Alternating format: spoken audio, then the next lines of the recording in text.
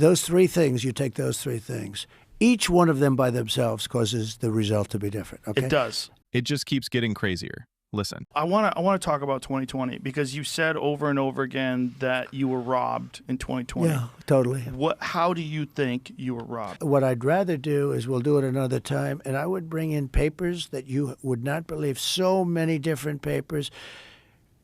That election was so crooked. It was the most crooked election. Okay, but give me some examples of how. Well, let's start Okay. on the top and the easy ones. Okay. They were supposed to get legislative approval to do the things they did, and they didn't get it. In many cases, they didn't get it. What things? Anything. When Legislative approval like of... for extensions of the voting, for voting earlier, for this, Right. for all different things. By law, they had to get legislative approvals. You don't have to go any further than that. If you take a look at Wisconsin, they virtually admitted that the election was rigged, robbed, and stolen. They wouldn't give access in certain areas to the ballots because the ballots weren't signed. They weren't originals.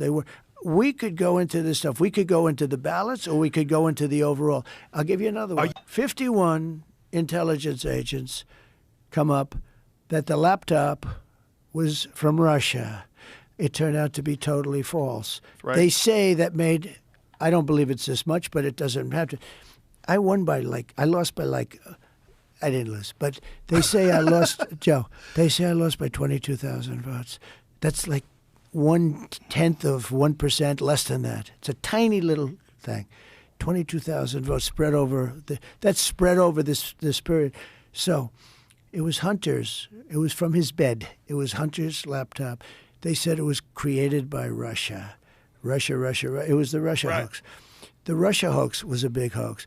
It was all a big hoax. So well, that's clear. That's one example. But that is a good example. That's a big example. They say it made a 17-point difference. That's a big example.